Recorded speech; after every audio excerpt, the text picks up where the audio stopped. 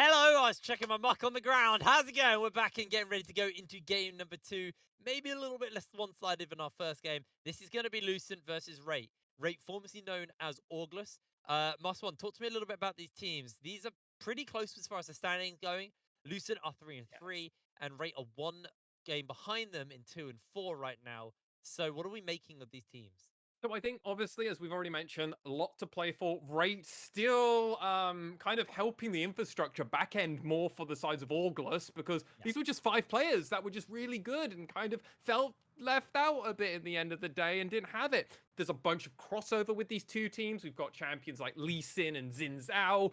High meta picks, right? But some of these are seeing a bit weird kind of trajectories at the moment. Jungle Pool is in a very unique state at the moment, as is the mid lane pool. So I'm very excited to see the way that this will go.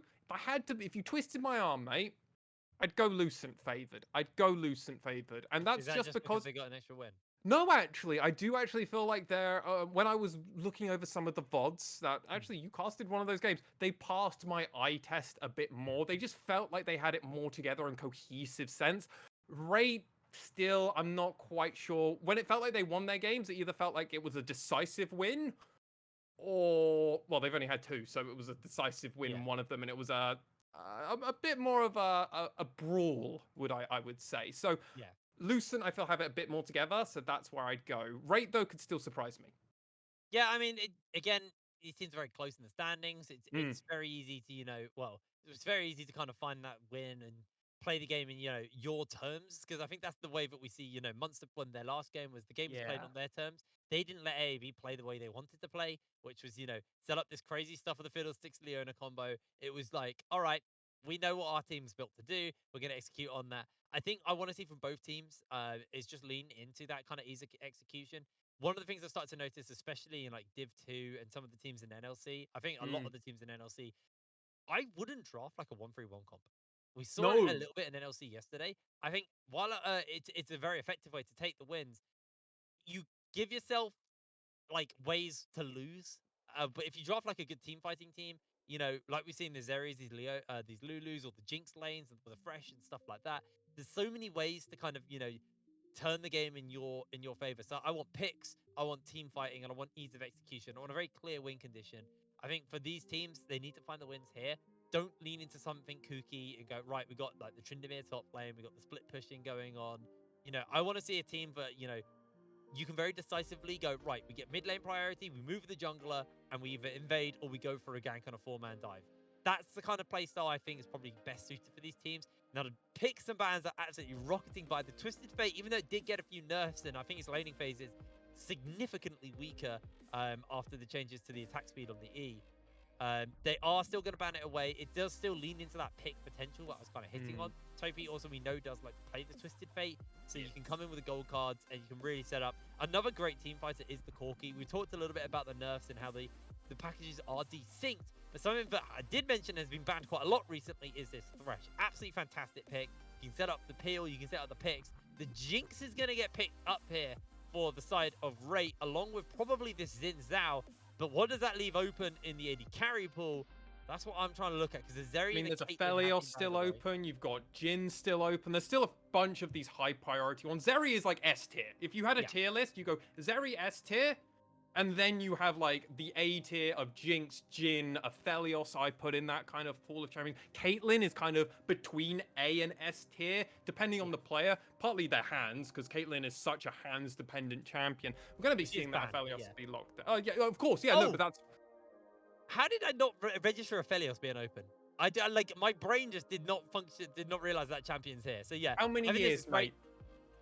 mate? I mean, it's great because it suits. Fresh is like probably one of the best, if not the best, support for It is. Aphelios. Aphelios is obviously his weakness is, he doesn't really have a get out of safety card. Like, your DC Gale Force getting picked up will give you the dash, but Yeah. having that lantern to be able to pull you out is always going to be absolutely massive. The Flay to stop Xin Zhao as he jumps in. Love it. And the Lee Sin pickup here for Fantasy into the Xin Zhao.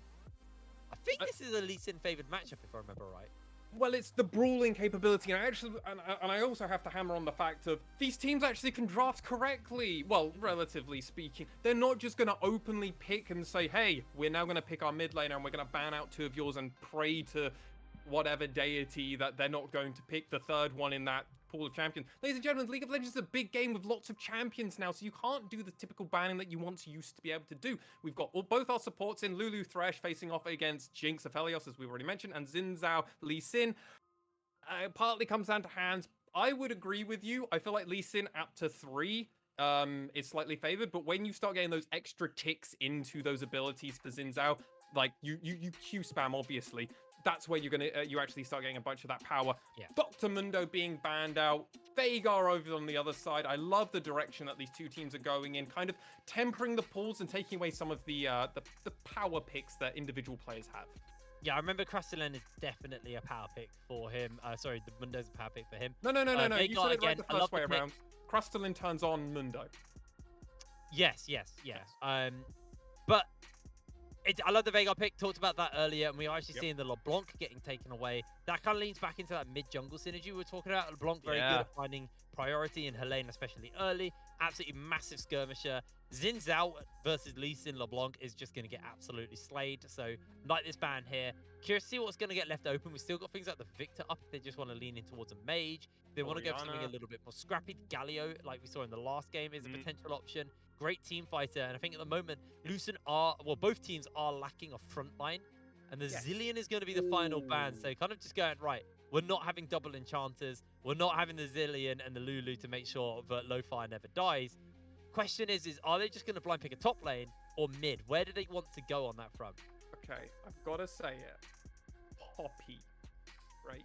All right, I want a It's very good. top lane. I want it right now.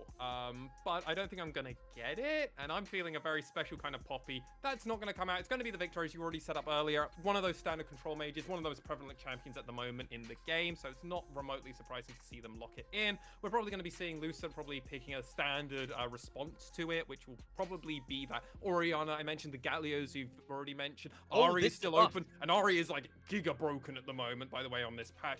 Akali still here. There are so many champions. It's going to be important for them to see it, and then it's going to kind of tell us the trajectory that Lucent want to take with this pick and ban phase. Oh no, they're going standard. Yeah, I saw the Ari. I saw the Syndra Orianna are obviously like the standard picks into the Victor. These things we see very regularly. Obviously, like you said, Ari's very good at the moment. The reset on the R means you can get into a team fight, blow someone up, and just ping back out with a heal. Absolutely wonderful stuff. But you know, I think this is definitely leaning more towards that ease of execution. That kind of like, all right, we don't have to rely on an Ari to land her full combo. Orianna's going to be able to team up massively with his team and hitting on that frontline problem. That has now been solved. The Ornn is there.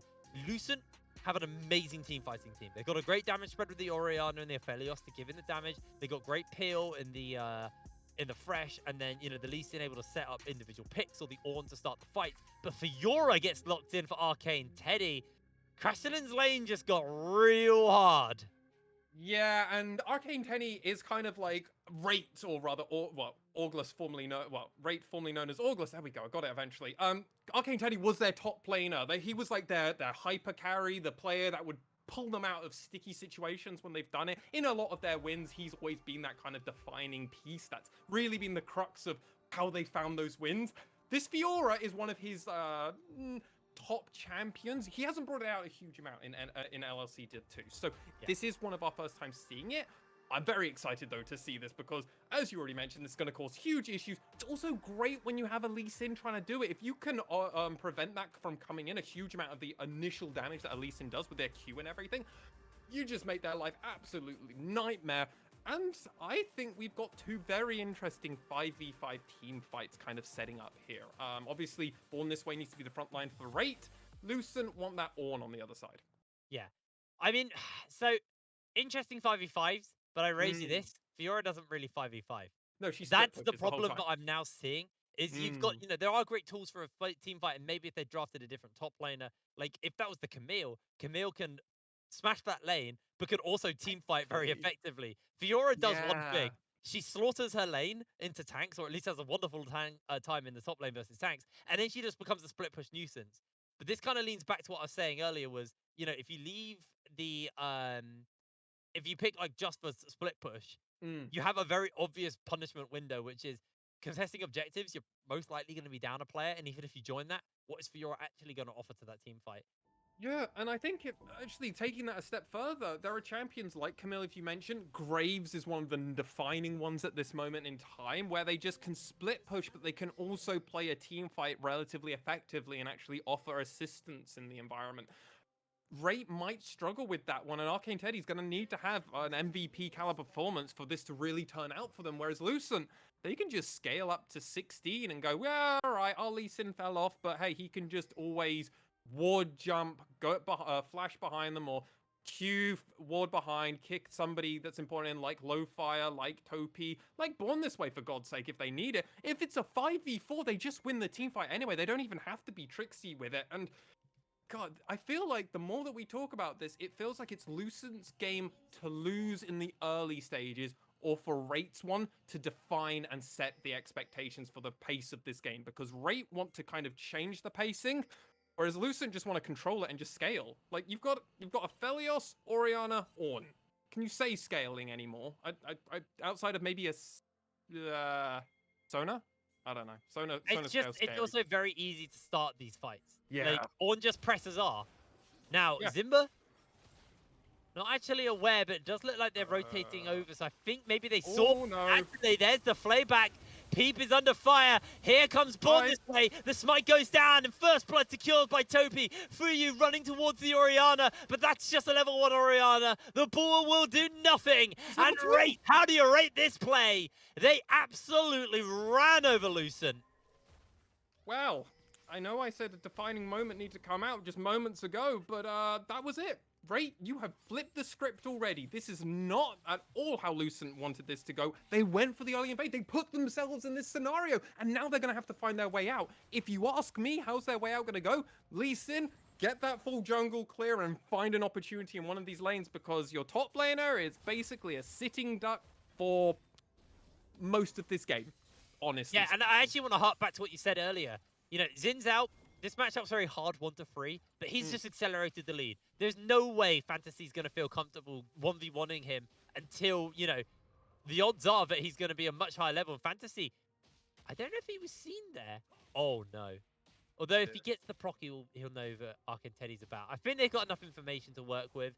Castellan's going to move over, but Fantasy going to be behind in this lane. You can already see full blue side clear from Born This Way. Fantasy onto his third camp in that side. So Born This Way is just going to be miles ahead in the pacing right now over his lane opponent. And like you said, if Fantasy wants to try and find this full clear into a gank, I get the feeling that Born This Way is going to be able to get prepared for that way earlier. Well, Born This Way is going to be first out onto the map, right? He's going to be able to set up the wards. He's going to be able to get the scuttle crabs. He's going to be able to actually get around the map far more effectively. He's already 3, and he's going to be 4 way before anything else happens. So Born This Way is in trouble. Gets the speed up. One more auto. Can't quite find it. He finds the slow, but they don't get the additional damage. Now, Fantasy might look to try and turn this one around. Born This Way is going to have to jump out of safety, out of danger, sorry. They are okay. That was a little bit scrappy, a little bit messy from Rate. Absolutely, and it is going to mean actually that this Lee Sin... Oh, okay. This Lee Sin is going to be able to get topside scuttle crabs. Oh! What? Oh, wait, we're not even done yet. Born This Way's coming in. Looking for Fuyu, although Zimba should be able to stop him from going any further forward. What happened in the top lane? He just got destroyed. I think that was a dash forward. The thing is, the auto attack already started going through, so it has to actually happen. And Ornn flashed as the auto attack was still buffering, so the damage still happens. So now they just go. Arcane Teddy gets to go back, teleport back to lane with a pickaxe. 4 minutes in. What? Like, how do you ever come back from this lane? Let's see if I'm correct about this, because what is going on here? So, yeah, he dashed out. Now he has no dash. And all he needed to hit was that true spot, that true damage spot, or the bonus damage spot. Yep. The auto had already gone through, so it happened. Absolutely nasty stuff. And yeah, this is now the Fiora very comfortable. Lee Sin very far behind, is doing a little bit of a counter invade, and Arcane Teddy has to be somewhat careful. There is that one ward, but Fantasy could find a nice gank here, and that could do enough just to help a little bit in this lane, because Crastlin actually equal in farm and equal in levels right now, but it just looks like Fantasy's not comfortable enough to go toe-to-toe with Crastlin.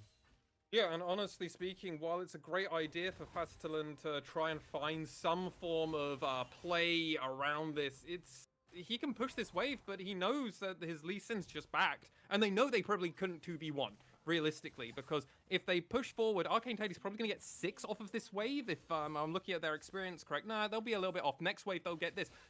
Once Arcane Teddy is 6, like there's just 0 opportunities now for the top lane of Lucent to ever find anything. And honestly, this Lee Sin's still 3. Remember, when they had that fight in the mid lane, Lee Sin had just turned 3. Born This Way was close to 4. He's now just secured that dragon. By the way, first dragon over to Rate, so that's a huge objective as well. That's just the momentum of this game. His blue buff is going to be coming up within the next minute.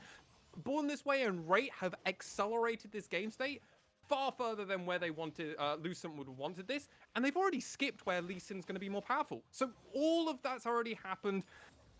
Where do Lucent find their opportunities now? They're already 1.4k down. I'm thinking they're gonna need to give some attention to this bot side, which, if you look at just through the CS, is where they're actually winning in the game. Yeah, absolutely. And, you know, Aphelios, we've seen what Aphelios can do. Kind of needs those 3 items to really, like, come massively online, but it's not Yeah. entirely dependent like it used to be. But Fantasy's found Born This Way. I don't know if he wants this. He might just try and find the smite still. Born This Way will just wait this out. And now Fantasy got the smite down, so we'll secure that one. Able to deny that from Born This Way. And Arcane Teddy now got that level 6. Crastlin just has to be oh so careful up there. Very difficult to sometimes do that when Lee Sin is just dipped up and diving around. His Q just does a surprising amount of burst damage with that smite. So doing that, and he's actually completed his smite item before Born This Way, which is a little surprising considering that both these junglers... Oh, actually, he did use his first smite on the enemy blue buff when they were invading. I remember you making that call now. So yeah, that's partly why it happened a bit earlier than I was expecting. But look, that blue buff's up. So okay, didn't get that crab, fine. I'll go and take my blue buff, I'll rotate around, but Lucent already know that. Yeah, they have that timer. Born This Way should be able to pick this up with the smite unless Fantasy finds a great kick. Not going to do so. Low fire. I was waiting in the wings, but I don't really feel Cole Jinx is really up for fighting right now. I think Low Fire wants to get some farm, and you know, both of these AD carries kind of waiting for that free item spike before they really do anything. Like Jinx wants the Infinity Edge, but you can't just second item an Infinity Edge on Jinx unless you do that GP build where you buy Infinity Edge and then a whole bunch of crit cloaks. God, please no. Please no, I don't want that happening. Just these two it's one of those things where like Jinx's damage obviously is very reliant on it. You want those rockets to be really hitting hard. I'm surprised it's not a build we've seen more often because she's still going to use those crit cloaks. She's still going to turn them into something. Yeah, it's just using your money as effective as possible sometimes causes build paths to go in rather funky aspects sometimes, and you kind of have to see the trade-offs. And if you've also got these weird itemization, the player didn't go back quite at the right time because they had a forced back rather than an intended back, so sometimes you have to just buy what you can get because you've got to be as efficient as possible in a lot of spots. So it'd be interesting to see how these two bot laners do find this out, as first Rift Herald is going to be going over to Rate now, and if you look at this, the side of Fancy, Lucent, they want to collapse.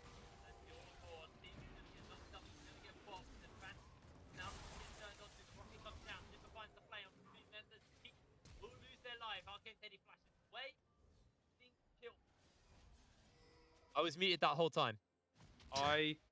Classic Jake. It wouldn't be Division 2 if I'm not muted. Now, Low Fire. I don't think you want to fight with those guns. Arcane Teddy, though, trapped underneath his tower. This is going to be real rough. A massive wave. They find the kick. Arcane Teddy trying to block, trying to find the riposte, but he goes down. Fantasy slides in and secures the kill, but here comes the backup. The shockwave lands onto 2. Syntax taking tower shot after tower shot, and Topi flashes to secure the kill. An answer here for the side of Rate. And that's exactly what they needed. I'm glad you unmuted yourself so you could actually get that team fight, because it was an important one for the side of Lucent. Flashes galore. This is so bad for you. He's got so many chakrams. Low Fire's in the minion wave, taking so much damage. He's on a ward. He's trying to find the zap. Can't able to do so. The tower going to take a little bit of damage. Low Fire's healing up thanks to that potion. And Fuyu now in a really dangerous position. If a zap hits, he could just die, but both AD carries, but both of their summoner smells. And then Oh. Fuyu finding himself the Graviton, but Peep comes in with a shield! Oh! Rocket from Lowfire, able to find the kill. And the great thing was for Ray and for Lowfire, especially in that play that they just had, they didn't have their rocket when they first started that 1v1 T-fight with Fuyu. They actually had to wait it out. Basically, it came up just as the Lulu came in and everything looked gone. Fired that blind into everything. Thankfully, though, didn't have to do it too blind because they had minions there and just get a free pickup kill. It looked so bad for them, but they found it. Well played there, but that's not everything, though. Dragon has spawned, and immediately pressure from the side of Lucent is rotating back around. It's like, okay, our bot lane just died. That's fine. Let's rotate around. Let's get map pressure control, and let's actually find out how we can figure out this game, because it's not too far out from them. They're only about 1.5k down at the moment. This game is still completely in Lucent's court to still find a win, though the ball is in their court to find the response, because Rate, they're ahead at the moment. Ray are honestly making incredible plays across the map. Getting really hard as Arcane Teddy now got that whip. And these trades get even rougher, and nice amount of wave clear added to the Fiora. Crescent has got the some components to handle that, but Lowfire now, I think he might just be dead. There's not really too much they're going to be able to do. Make sure that the shutdown goes over to Fuyu. Definitely a needed one onto that Aphelios. Nice little gang there in the bot lane just to pull Lucent back into it bot side. Yeah, and we had already mentioned that this is rotating around. Oh! Oi, is he dead? He's dead, Peep! Able to find the kill. Dragon stolen away. This is the second one for Rate. They got overconfident on the kill, but Born This Way still very strong and still has a Lulu. And why stop there? Get the dragon. You've got 2 of them. Keep pushing. Keep going. Yeah, okay, you lose one person. Find somebody else everywhere. Keep it scrappy. Keep it dirty, because Rate know they've already got the beginning of that going. They want to keep pushing it, and I can't blame them at all for it. 2 dragons now. 1 more soul in 12 more minutes. Well, 5 more minutes is going to be soul point for them. We're accelerated a lot further on these dragons in our first game as well, Hitrain, because when you think about it, that first game they didn't need the dragons. This one might be something that Ray actually want. An Infernal Dragon will absolutely help them with a split push when you've got something like a Fiora going into the side lanes. Yeah, absolutely. I mean, it's gonna be real hard for them to handle if they can get that, and it's gonna be an early dragon as well. I think that's the big thing. We're looking at like a 22, 23-minute dragon as the point to watch out for. So, like you said, Infernal's such a powerful dragon. It's still one of the best ones. I'm curious where you rate the dragons. Do you think Hextech is stronger than Infernal now? So obviously it went Chemtech as like. Oh, yeah, but Chemtech was just so broken they had to remove it. There was no way you could make that work. I refused to play ranked while that map was out, and then the moment it was out, I was like, okay, I can play ranked again. I played normal still. I was still playing League. It's just I couldn't dare do that to myself and lose LP through a bad roll. You're going back to your actual question though. I mean, I'm always a sucker for Infernal because it's just raw damage. Yeah, but if you've got a heavy attack speed composition like a Xin Zhao, Jinx, I do prefer Hextech. It's slightly comp dependent. Like if you've got a Fiora, you just want more attack speed. Like that's all you want. Like a Diana as well loves attack speed. Champions that benefit from the attack speed and the static shift buff, I prefer more. Currently, Lucent would probably prefer Infernal. Rate would probably prefer Hextech. But we're kind of picking and choosing between top tier and top tier. Is it option A or option B? And you could take either, really. So you think both are S tier, just comp dependent. That's a good answer. I like that one. Yeah. No, diplomatic response. Now, I think you probably want to avoid Fuyu.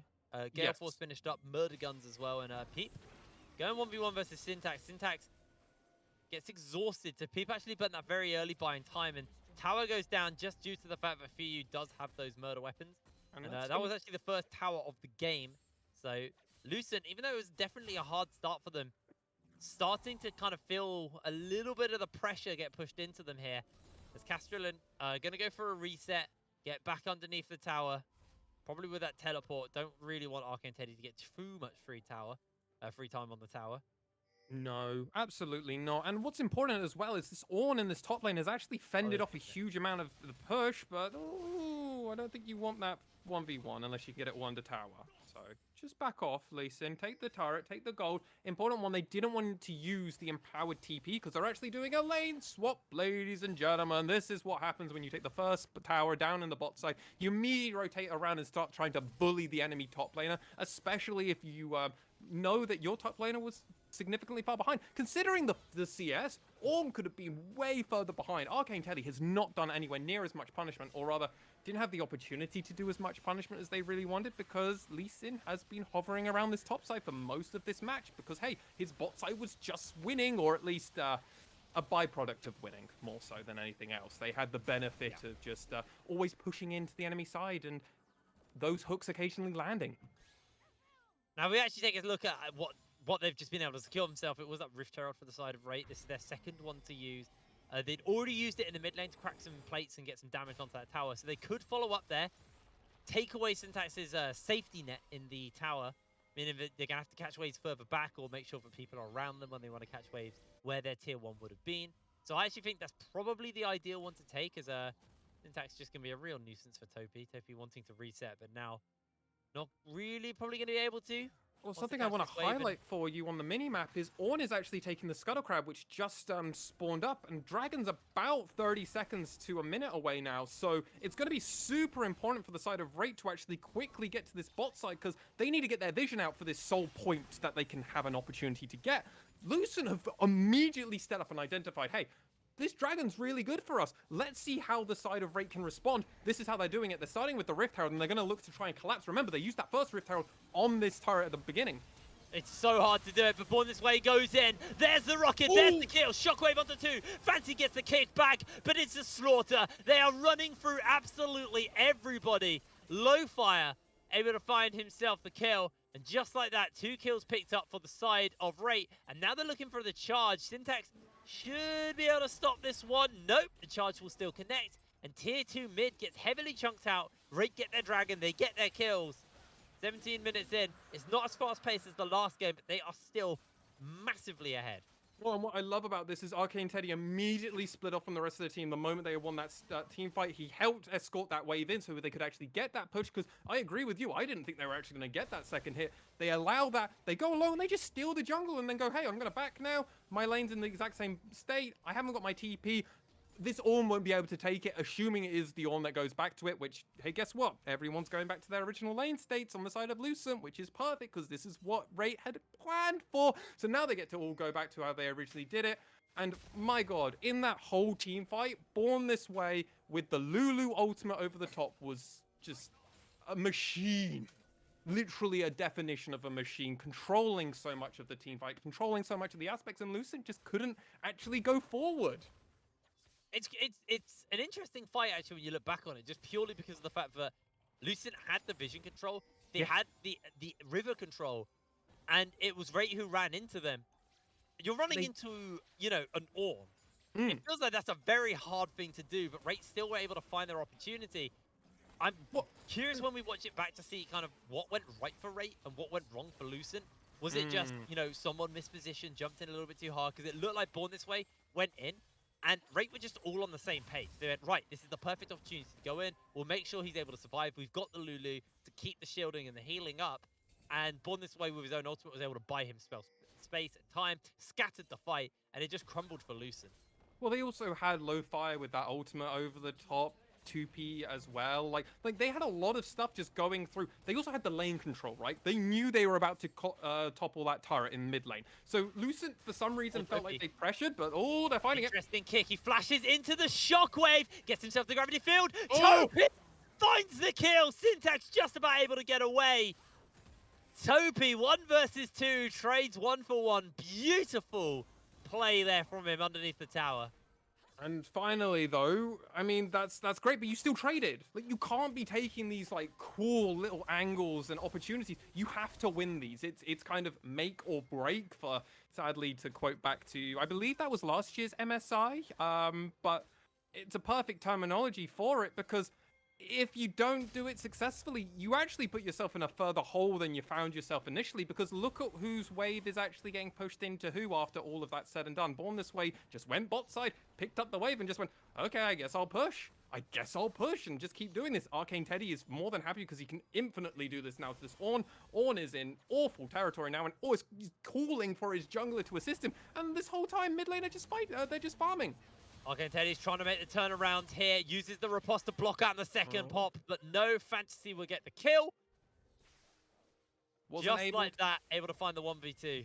Yeah, wasn't able to actually trigger the passive on his ultimate. So, I mean, half of the power in Fiora in her dueling potential, and where she can do these like 2v3s or no 1v2s or 2v3s of territory, normally with the Lulu supporting her, is because you actually get that passive and you get this ridiculous healing. Without it, you kind of feel a bit nepotent, honestly speaking. You feel a bit neutered. So not being able to do that means that there's an opportunity and, hey, a bit of breathing room for Lucent's top laner for a few moments before Fiora is now back on the map. Arcane Teddy is like going straight back to top lane. He's like, all right, business as usual. This is my lane. The rest of the mini-map is just optional. I'm interested by the build. Obviously, you want that Tiamat and the Gold Drink for wave clear, dueling potential, stuff like that. But I'm amazed we haven't seen a whole breaker come out from Arcane Teddy, because let's be real, Fiora, like I said at the beginning, not really the greatest team fighter. So I actually think a whole breaker second wouldn't be a particularly bad buy here. Now that you got that Tiamat, you can just hard shove waves and you just become a real nuisance. First item. It should have been first item. It wasn't, so we'll have to see it third item. I guess, no, still second item. You are correct. I think you get enough wave clip on the Tiamat, but whole breaker would be okay, fine now. Okay, fine. Okay now. But yeah, I do agree. Probably should have been the first item. See a lot of these kind of split pushes, like the Tryndamere getting picked up a lot over in Asia. Pretty much everyone just rushing. The LJL, in its inaugural week, we had only Hullbreaker's first items for our top laners. Almost all of our top laners universally went first item Hullbreaker. Like, to mention Asia, nah, full region, mate. Worse than that.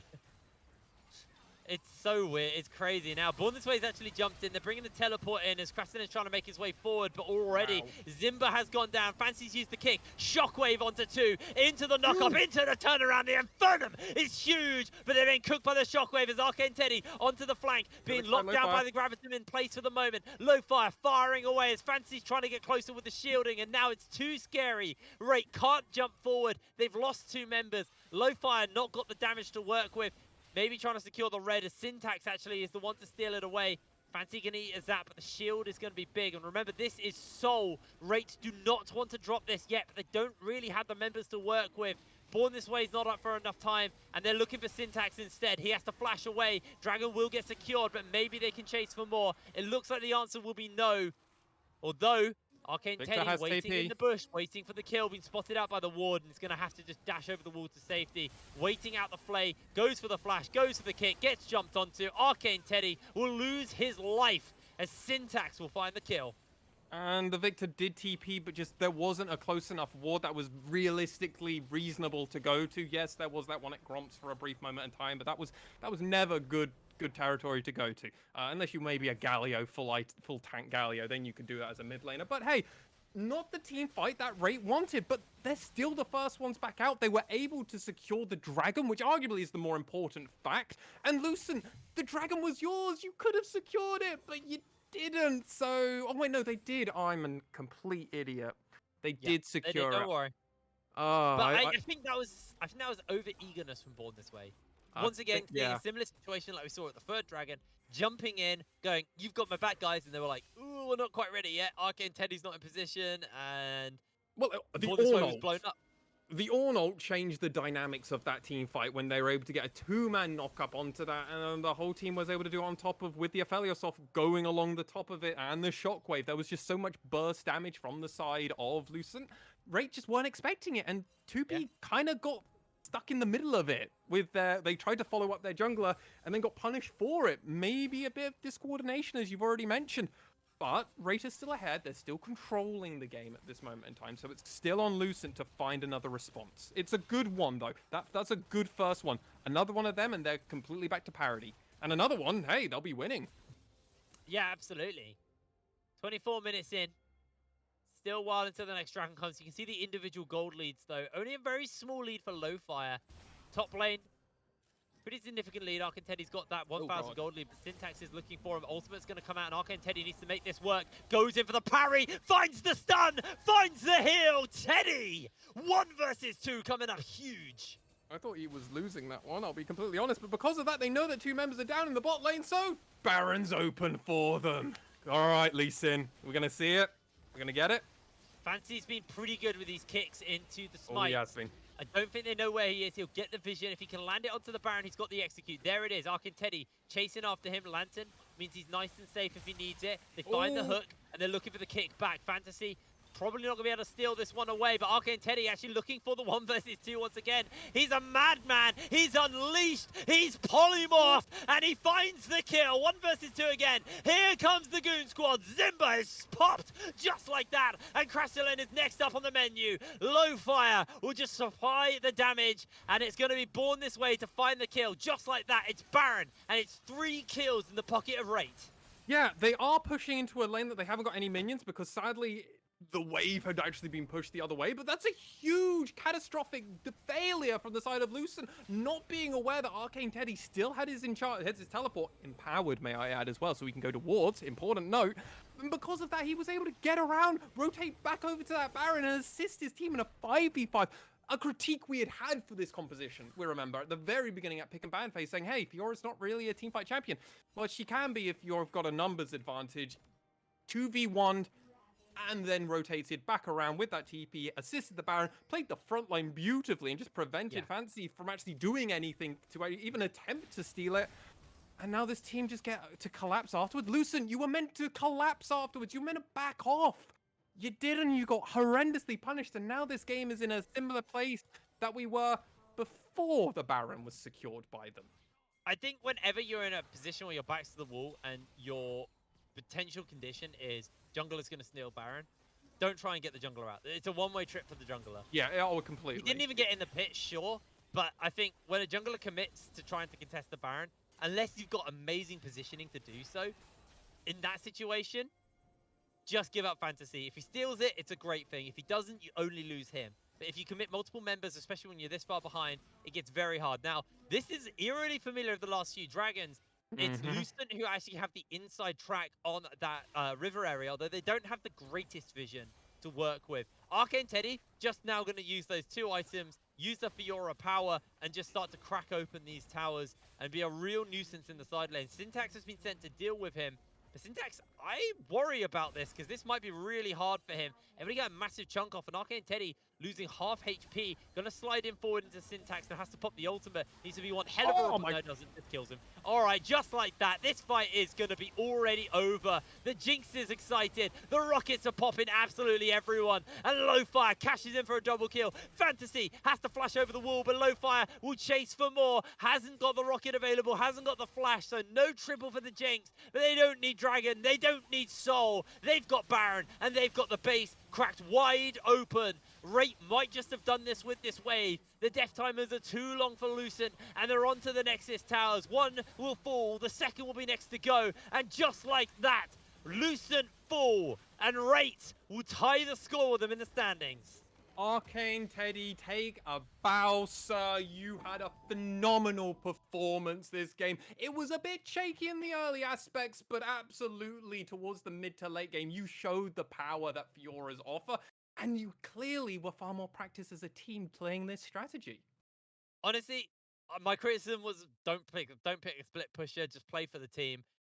They picked a split pusher who then also played for the team. It was really, really nice stuff there. You always have your worries about Fiora because she's not the greatest team fighter, but it doesn't matter if you just remove one of the players from that game and then you then just, all right, we're fighting a 4v5. It doesn't matter if it's from not the greatest team fighter. We have the numbers advantage.